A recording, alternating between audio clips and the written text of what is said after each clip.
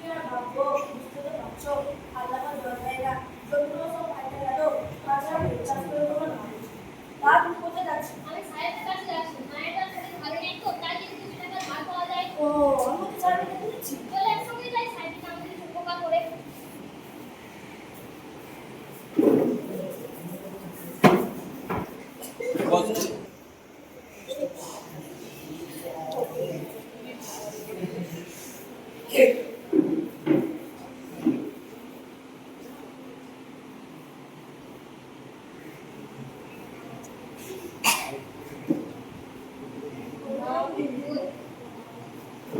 বলো তোমরা কেন আমার কাছে এসেছো?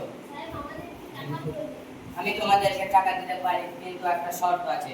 তোমাদেরকে একটা মূল্যবান জিনিস আমার কাছে রাখতে হবে ও নীল চাষ করতে হবে। সাহেব আমাদের বাড়িতে তো মূল্যবান জিনিস কিছুই নেই, আমাদের জমির দলিলগুলো ছাড়া। না হলে আমি টাকা দিতে পারবো না। আমাদেরকে সেই মূল্যবান জিনিস হিসাবে জমির দলিলগুলো দিতে হবে।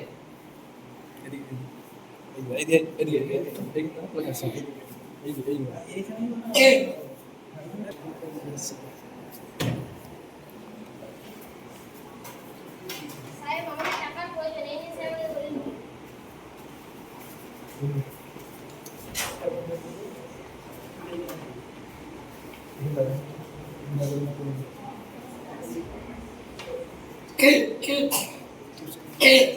সেপাই, যাও টাকার ব্যাগ নিয়ে আসো।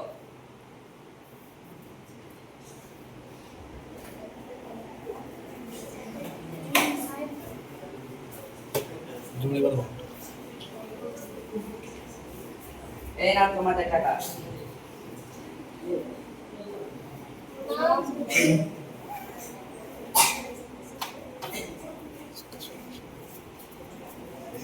And রাম, ওদের অনেক দিন হয়ে গেল, তাও এখনো ওরা আমাদের টাকা ফেরত দেয়নি। যাও ওদেরকে ধরে আনো।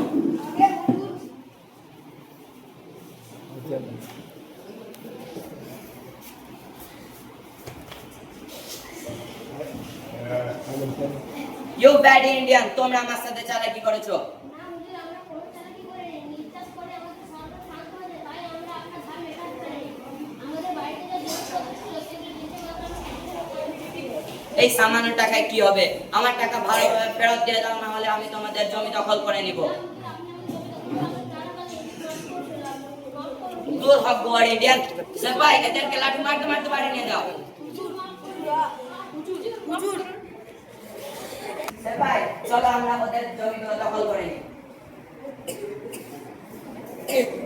খবর করতে আসো, চলো আমরা সব ওদের বিরুদ্ধে রুখে দাঁড়াই। চলো। তোমাদেরকে আমাদের জমি দখল করতে হলে তোমাদেরকে আমাদের সঙ্গে রক্তকর্ম করতে হবে। জমি দখল দেব না, নীল চাষ করব না, জমি দখল দেব না, নীল চাষ করব না। ইউ ব্যাড ইন্ডিয়ান, তোমরা আমার সাথে খুব খারাপ করেছো। এর ফল ভালো হবে না, আমরা আবার আসবো। বন্দে মাতরম, বন্দে মাতরম, বন্দে